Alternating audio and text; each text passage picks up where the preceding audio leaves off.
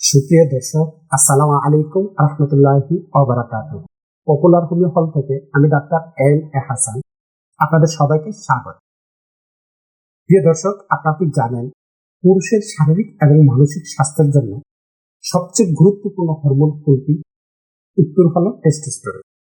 Testosterone hormone শুধু যৌন সক্ষমতার জন্য, এটি আপনার আচরণ, আপনার মেজাজ, আপনার শক্তি, এমনকি আপনার হার্টের স্বাস্থ্যের জন্য অত্যন্ত গুরুত্বপূর্ণ। কিন্তু পুরুষের একটি নির্দিষ্ট বয়সের পর অথবা শারীরিক কিছু কারণে যখন এই টেস্টোস্টেরন হরমোনটি কমে যেতে শুরু করে, তখন তার শরীরে কিছু পরিবর্তন আসে, কিছু লক্ষণ প্রকাশ। যে পরিবর্তন বা লক্ষণগুলো অনেকে বুঝেন না অথবা বুঝলে গুরুত্ব দিতে চান না, যেটিকে চিকিৎসা বিজ্ঞানের ভাষা বলা হয়ে থাকে হাইপোগোনাডিজম। প্রিয় দর্শক, আমরা জানি যে একজন পুরুষের বয়স যখন 30 বা তার বেশি হয়, তখন বয়স বাড়ার পাশাপাশি তার শরীর থেকে টেস্টোস্টেরন হরমোন প্রাকৃতিকভাবে সামান্য পরিমাণে কমতে থাকে। এটি একটি স্বাভাবিক প্রক্রিয়া, কিন্তু কিছু কারণে এই টেস্টোস্টেরন হরমোনটি খুব দ্রুত বা অস্বাভাবিকভাবে কমে যেতে পারে। সেগুলো কি? আপনি যদি অতিরিক্ত দুশ্চিন্তা করেন, অর্থাৎ দীর্ঘদিন যদি আপনার মানসিক বিষণ্ণতায়, আপনার ওজন যদি স্বাভাবিকের চেয়ে বেশি হয় বা স্থূলতায় ভোগেন, এছাড়া ডায়াবেটিস বা উচ্চ রক্তচাপের মতো রোগ, এছাড়া আপনি যদি অতিরিক্ত রাত জাগেন এবং পর্যাপ্ত ঘুমের অভাবে, আপনার টেস্টোস্টেরনটা খুব দ্রুত বা অস্বাভাবিকভাবে কমে যেতে পারে। এখন আমরা জানবো যে টেস্টোস্টেরন হরমোন যদি কমে যায়, সেক্ষেত্রে পুরুষের শরীরে যে গুরুত্বপূর্ণ 3টি লক্ষণ দেখা যায় এবং এই সমস্যা থেকে স্থায়ীভাবে পরিত্রাণের জন্য আমাদের করণীয়। গুরুত্বপূর্ণ 3টি লক্ষণ হচ্ছে যৌন স্বাস্থ্যের পরিবর্তন, অর্থাৎ আপনার যৌন ইচ্ছা, যৌন আগ্রহ কমে যাবে। এটি একটি সাধারণ এবং প্রথম লক্ষণ, অর্থাৎ সেক্স ড্রাইভ উল্লেখযোগ্যভাবে কমে যেতে পারে। ইরেকশন সমস্যা বা ইরেকটাইল ডিসফাংশন দেখা দিতে পারে।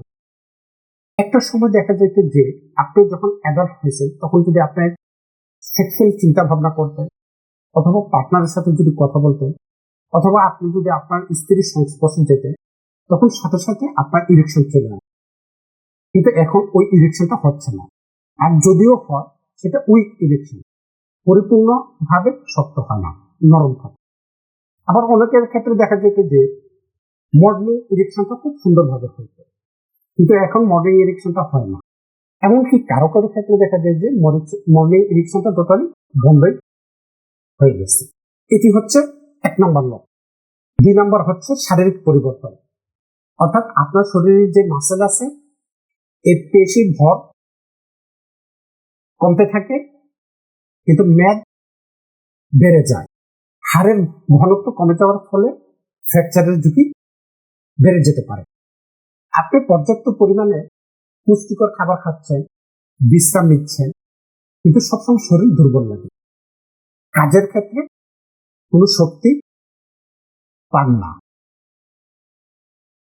3 নাম্বার হচ্ছে মানসিক বা আবেগগত পরিবর্তন, অর্থাৎ ঘন ঘন আপনার মেজাজ পরিবর্তন হতে থাকে। একটা ভালো কথা বললো আপনার খিটখিটে মেজাজ, আচরণ খারাপ শুরু করে।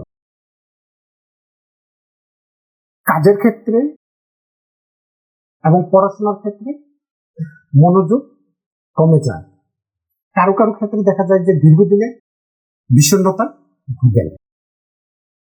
এই 3টি লক্ষণ যদি দেখা দেয়, তাহলে আপনি একজন এক্সপার্ট অভিজ্ঞ হোমিও ডাক্তারের শরণাপন্ন হবেন এবং চিকিৎসার পাশাপাশি আপনি যদি জীবনযাত্রা কিছু পরিবর্তন এনে সম্পূর্ণ প্রাকৃতিকভাবে আপনি আপনার হরমোনটাকে, টেস্টোস্টেরন লেভেলটাকে বৃদ্ধি করতে পারেন।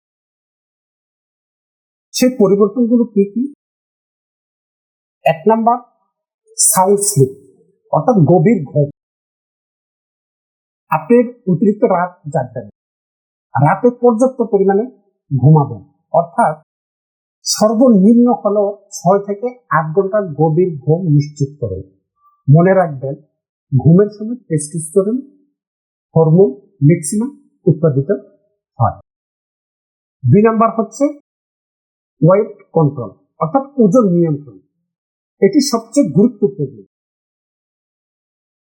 অতিরিক্ত ফ্যাটে যদি আপনি আক্রান্ত হন, তাহলে দেখা যাবে যে আপনার টেস্টোস্টেরন হরমোনটা ইস্ট্রোজেনে, অর্থাৎ স্ত্রী হরমোনে রূপান্তরিত হবে।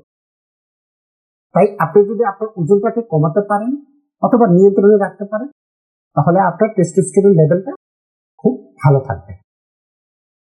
3 নাম্বার হচ্ছে স্ট্রেংথ ট্রেনিং, অর্থাৎ জিমে ভারী ওজন তোলা বা রেজিস্ট্যান্ট ট্রেনিং টেস্টোস্টেরন হরমোন উৎপাদনে খুবই ভালো কার্যকর। 4 নাম্বার হচ্ছে স্ট্রেস রিডাকশন, অর্থাৎ যোগ ব্যায়াম এবং মেডিটেশন এগুলো করে আপনার কর্টিসল হরমোনটাকে কমাতে পারে। মনে রাখবেন, কর্টিসল হরমোন যদি বেড়ে যায়, তাহলে কিন্তু আপনার টেস্টোস্টেরন হরমোনটা কমে যেতে পারে। 5 নাম্বার হচ্ছে স্বাস্থ্যসম্মত ফ্যাট গ্রহণ, অর্থাৎ আপনার খাবারের সাথে পরিমাণ মতো স্বাস্থ্যসম্মত ফ্যাট রাখুন, যেমন অলিভ অয়েল, বাদাম, পরিমাণ মতো মাংস এবং মাছ। মনে রাখবেন, পরিমাণ মতো ফ্যাট আপনার টেস্টোস্টেরন বাড়াতে খুবই সহায়ক হিসাবে কাজ করবে। 6 নাম্বার হচ্ছে ভিটামিন ডি এবং জিঙ্ক। ভিটামিন ডি এবং জিঙ্ক যদি গ্রহণ করেন, তাহলে আপনার টেস্টোস্টেরন লেভেলটা বাড়তে থাকবে এবং আদর্শ মাত্রায় থাকবে। আমি যে 6টি নিয়ম বললাম, এই 6টি পরামর্শ যদি আপনি মেনে চলতে পারেন, ইনশাআল্লাহ প্রাকৃতিকভাবে আপনি আপনার টেস্টোস্টেরন লেভেলটাকে বাড়াতে পারেন। তবে মনে রাখবেন, টেস্টোস্টেরন কমে যাওয়া মানে সব শেষ নয়। এটি হোমিওপ্যাথিতে একটি নিরাময়যোগ্য অবস্থা। আমি যে লক্ষণগুলো বললাম, এই লক্ষণগুলো যদি আপনার আংশিক অথবা সবগুলো লক্ষণ মিলে যায়, তাহলে আপনি ব্লাডের 2টি পরীক্ষা করতে পারেন। একটি হচ্ছে টেস্টোস্টেরন, আরেকটা হচ্ছে প্রোল্যাক্টিন। এই 2টি পরীক্ষা নিয়ে যদি আপনি একজন এক্সপার্ট অভিজ্ঞ হোমিও ডাক্তারের শরণাপন্ন হন, তাহলে আপনি সম্পূর্ণভাবে স্থায়ীভাবে সুস্থতা লাভ করতে পারবেন এবং আপনার টেস্টোস্টেরন লেভেলটা ভালো থাকবে। আজ এই পর্যন্ত। আল্লাহ হাফেজ।